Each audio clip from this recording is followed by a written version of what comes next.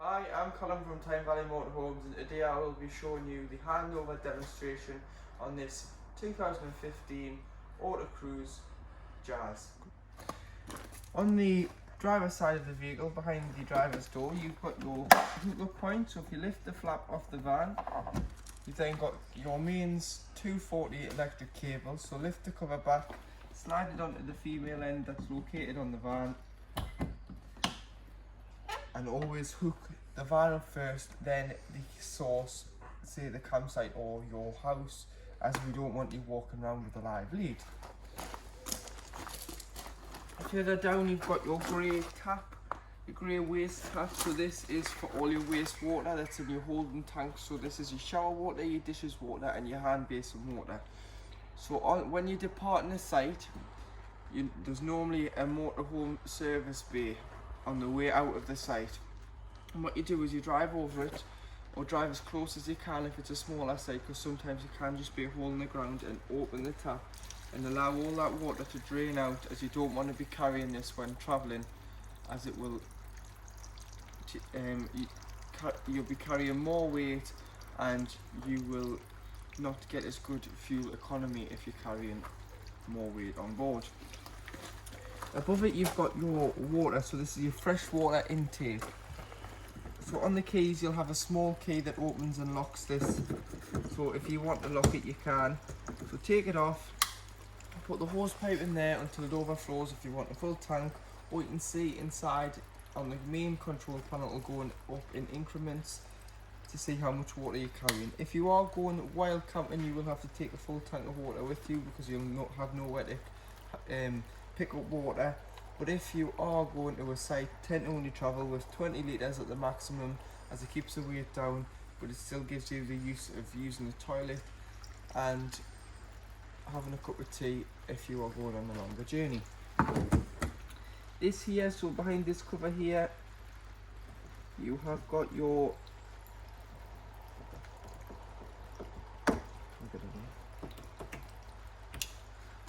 behind this cover here you have your submersible pump fitting. So this is where the submersible pump connects to. It gives a 12 volt feed with the two prongs there. That means if you can't get water to the van, i.e. your hose pipe, you can bring a bucket or an aqua roll and put a submersible pump into the water, the other end into the filler, and the electric side 12 volt into here, and it will suck the water out of the bucket or aqua roll into the fresh water tank. This is your Truma boiler and vent, so you don't need to do anything with this, just forget about it. So now at the rear of the vehicle, I've opened the back doors, and in here you've got a few lockers. So this locker here is where your chemical waste cassette lives.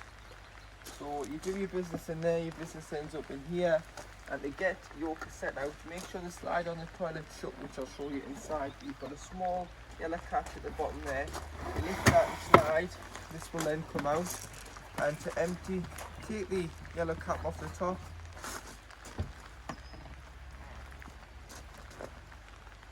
push the button and deposit.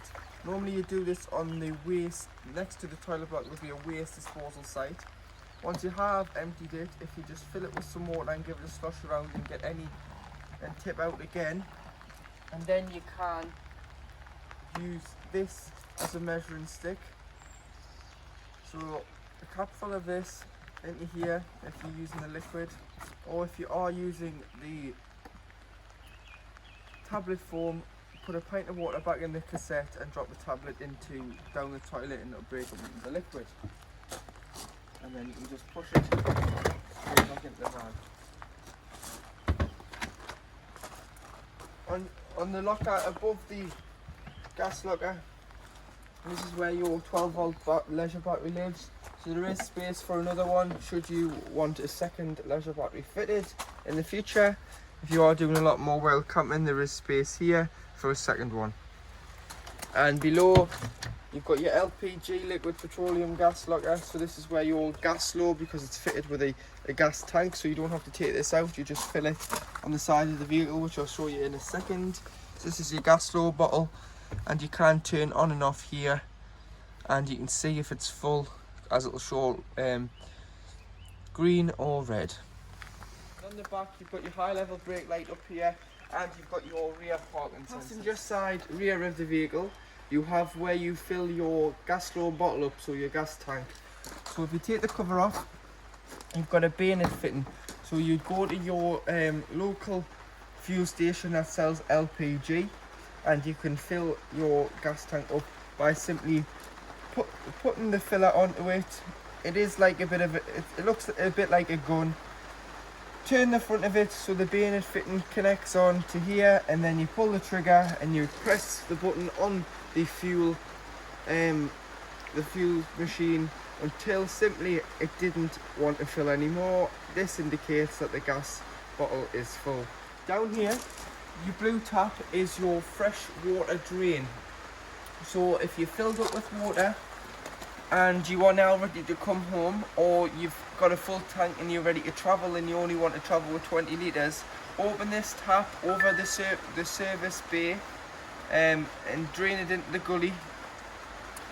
This will allow all the water out, and in the winter it's crucial that all the water, so the waste tap over on the driver's side and the fresh tap is open and all the water is out of the holding tanks underneath, as these are only plastic tanks, and if it was to freeze the water inside, it would crack and perish the tanks, causing damage. Connect your on and winding handle to the front of the vehicle and wind the on and out until you can reach inside of the canopy. So about there. And then you've got two legs, so if you just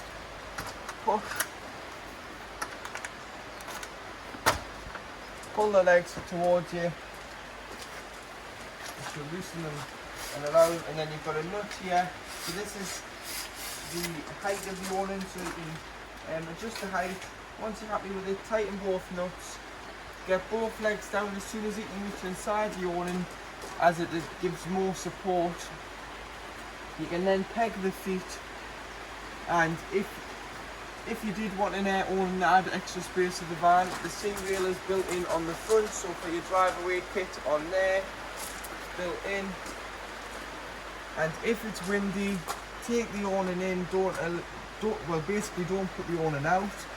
And if you were to go away for the day without the van or go to bed on an evening, bring the awning in just in case the wind picks up overnight. So on here you've got your main step switch, which operates your electric step for the habitation area and the sliding door. This will automatically retract when the engine is running. If the engine was to be running and someone wanted to get out this door, the step would not be disabled because the engine's running. It would have to be knocked off to then bring it out. And on here you've got your weight. So this is when the Swift group, which is part of Autocruise, converted the van into a motorhome. So it's 3.3 tonne. If you were to tow anything, you can tow a combined train weight of 5.8 tonne. And then you've got your front and back axle weights, and you've got your chassis number on there for your Peugeot side. Behind your passenger door, you've got your diesel. This is your diesel filler. It simply opens with the ignition key that drives the van. Put it into there, and then you can turn this and you can get your lockable fuel cap off. Coming into the passenger side, you've got your tyre pressures. So you've got 4.1 bar on the front and 4.5 bar on the back, which is equivalent to 59.3 on the front and 65 psi on the back. Underneath the carpet and underneath the floor here, this panel here is where your engine battery lives, with it being a Peugeot, part of the Fiat group. They all live underneath there, and your tool kit is underneath the passenger seat. So this is everything you need. So jack and a brace, a tow line, a screwdriver should you ever break down or need to require to change the wheel. And then on here you do have your bonnet release. So coming around to the bonnet, the secondary catch is just above the Peugeot badge, and then you've got your stay there to keep your bonnet open when you're underneath it. You've got your positive jump lead point, so if you put your jump lead on there, that's your positive, so that's your red lead, and your earth, which is your earthing point for your black jump lead goes on here. So this is your earth. And then you do have your oil dipstick for checking your oil levels and your oil filler. You've got your paint code for this metallic blue colour, which the paint code is 453. And then you've got your radiator fluid, your brake fluid, your power steering fluid, and your screen wash, which is the main one you're going to need when you're out and about on your travels. Once inside the vehicle, above your sliding cargo door, you've got your main control panel. So to put power on, if you press the power button here, you'll either get 12 volt if you're not hooked up, or if you are hooked up, which indicates here. So it indicates the post and the van's on green, which means there's 240 electric being received by the van. You can then have normal 230 household sockets in the kitchen. They'll work for your various items. Next to the power, you've got your pump, so you must put your pump on to service your shower, your kitchen taps, and your toilet and your hand basin tap. So next to it, you've got your awning light. So this is the light, the big LED strip outside. So if you are sitting underneath the awning, you can put the awning light on. Should it be getting a bit dark, you can view your levels this side, which shows you your leisure battery reading, your fresh water reading. So we've got about 30 litres of water on there. You've got your waste, which is 0 because I've just opened it, and you've got your vehicle, which is 13 volts. Your leisure battery will drop ever so slightly when the hookup is taken out to give a true reading. So at the moment it's showing about 13.5 volts. Once it's out, it'll probably show around 13. And then you have got your main master switch for all your lights around the vehicle. So you've got to put your cabin lights on and then individually switch your lights around the vehicle. Coming to this side, so you've got your Truma Combi E controls. So this side is what energy source you're going to be running off. So at the top, 2 wiggly lines is 2 kilowatts of electric. So if you've paid for your site fees, don't waste your gas, use electric. So this is what you'd use, 2 kilowatts. If you were on a smaller site, one wiggly line is one wavy line is 1 kilowatt. So some smaller sites, CL sites or sites abroad, require a smaller take of electricity. Below you've got gas. So if you were wild camping and you weren't hooked up, you would just have to use gas by itself to heat the water and heat the van. Below you've got gas and 1 wavy line, which is gas and 1 kilowatt. Or you've got gas and 2 kilowatts. You'd probably use gas and 2 kilowatts more than gas and 1 kilowatt. This doubles your energy source, so it makes heating the water and heating the van a lot quicker. So in the winter times, or if you're wanting hot water quicker, 20 minutes on both sources would get the water nice and hot or the van warm, and then you can change it back to electric should you be on a site. And then this side here, so you've got 60 at the top, 60 at the top there, 40, or is off, which is here. You've got the gas flame by itself, which is heating on its own, and you've got gas and water. So 60 at the top is heating the water at 60 degrees. Once the boiler gets the water to 60 degrees, it will cut out, and then once it cools down, it will kick back in. So that's 60 degrees of heating the water by itself. That's 40 degrees of heating the water by itself, and the boiler will do the same thing if the water reaches the temperature. And then you've got off in the middle, and then you've got heating on its own with the gas flame. So if you've got no water in the tank, don't try and heat the water, because you'll just burn the element out. This would be when you just heat the van. Or you've got water and heating together So if you did want hot water and you wanted the van warm together, you'll be heating the water on 60 degrees as well as heating the van. And then you've got a thermostat here. And you do have your main lights there. How you operate your windows on board.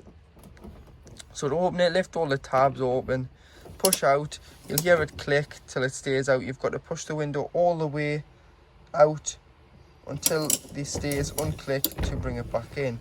Make sure these are all locked the same as your skylight while travelling, and then you do have a fly screen if you've got it open, or a blackout blind. Yeah, this is where you keep your TV.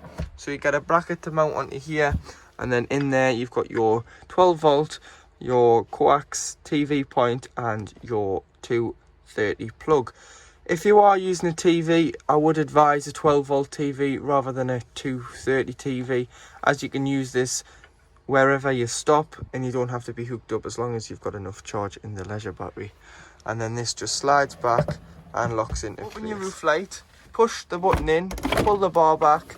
This opens the roof light, and then you in the summer you can put into the grooves should you want a nice breeze. And you do have a fly screen, and you do have a blackout blind for on an evening. But do make sure these are shut whilst travelling. In your wardrobe area, you've got your telescopic aerial.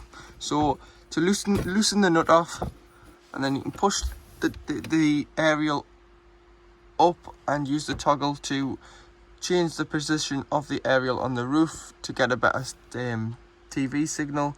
But the tip is just to look where the other caravans and motorhomes are pointing on your site. And when travelling, it must be pulled into the van and securely locked. And at the back of the wardrobe, you've got your Vision Plus TV booster. So this here boosts the signal. So should you be struggling to get a TV signal, or should you be getting too strong of a TV signal, you can change it accordingly. Below your wardrobe, in the small cupboard, this is where your Truma boiler lives. So this here is your winter drain toggle. So in the winter, you don't want any water to be left in the boiler, as it holds 10 litres at any one time, and if it freezes, it basically breaks the boiler, and you've either got to replace it or repair it, which can be very expensive and isn't covered under warranty. So what you need to do is you just need to stand the toggle up like that, and it will drain the water out. Do it without the pump on, so the pump isn't putting water in like it is now. Do it without the pump on, so come into the van with no power on and just lift this toggle up and allow the 10 litres to cascade underneath the chassis. When you do come to reuse the van, put the toggle down, fill the van with water, and then go to the, if you put the pump on cold side, you'll automatically get cold. Go to the hot on the mixer tap, it'll cough, it'll make all sorts of noises, and what that is doing is it's pushing the air out the boiler through the taps until you get a steady flow. But the boiler must now be in your kitchen area. You have 3 burners on your hob.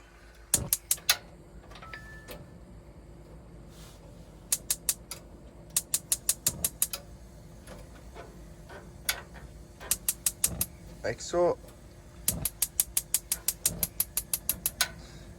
You've got 3 lit burners, so gas burners. Should you've had these on for any length of time, allow them to cool before you put the glass lid down. And then you do have your grill.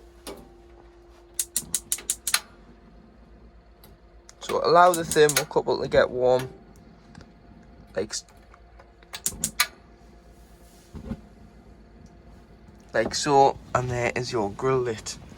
Take your oven shelf and grill pan out when travelling, or wrap them up in a tea towel just to stop them vibrating and making a rattling noise. And then you do have your, on the other side of the grill switch, you've got your oven. Below your oven, you've got your isolation taps. So you've got 2 taps here. These are gas isolation taps, but any problems with gas, turn them off at the bottle. These are solely for when the vehicle gets serviced, just to make sure all your gas appliances are working correctly.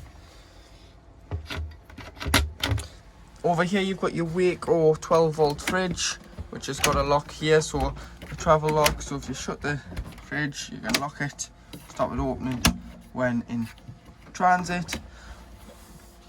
And this is just a 12-volt fridge, so it just operates here by turning the temperature on and off. And your main, you've got a small freezer compartment there, and your main kill switch for your fridge, so to operate it, turn it on and off, is this switch here on the kitchen worktop. So it isn't a light, it's you turn the switch on down like so, so that's off, that's on, and it sends a 12-volt feed to your fridge to operate. Above you've got your microwave.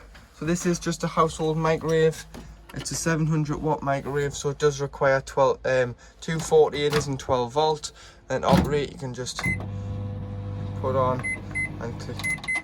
And storage in there, storage, and you've got 2 3-pin plugs when hooked up for your electric kettle and toaster. And then you've got your blind here, which opens to see through the back window. To operate your Thetford toilet,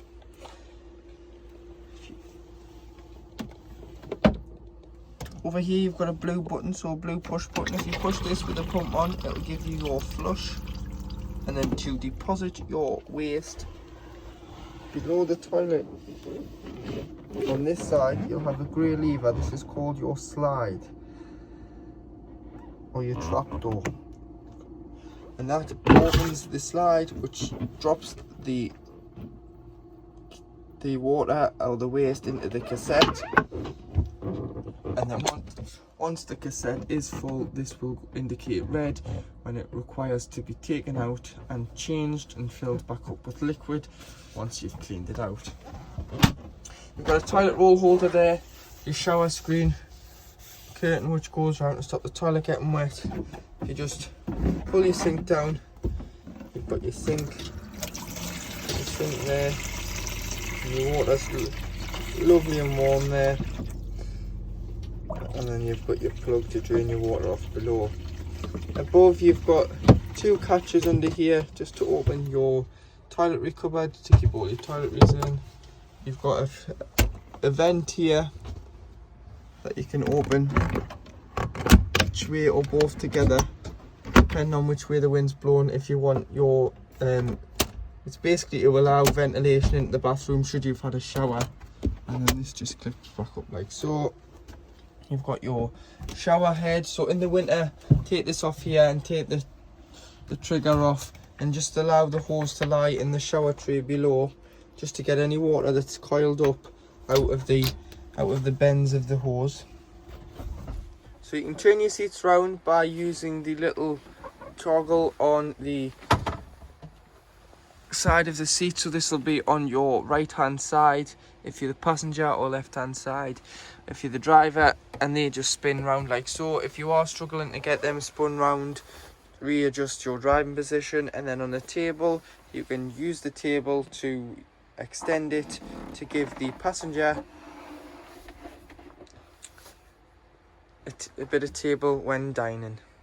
Underneath your front diner travelling seats you have your power supply unit.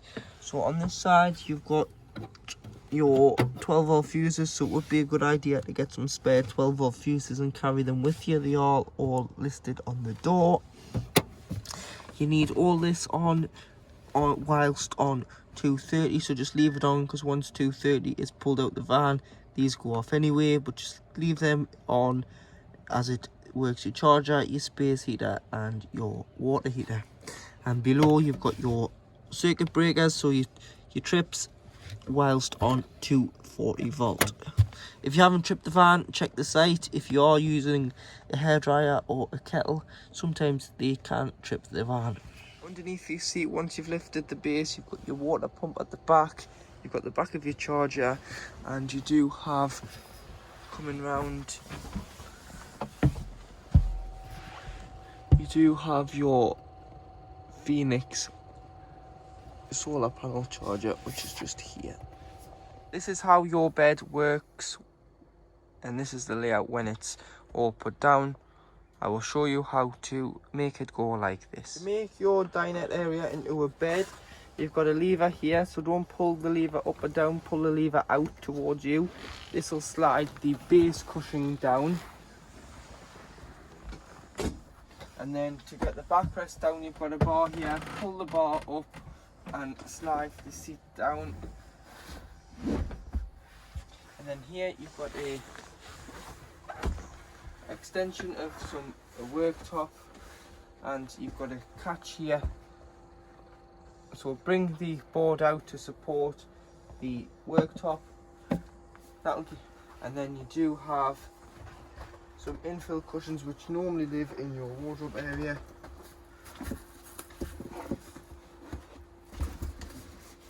That goes in like so.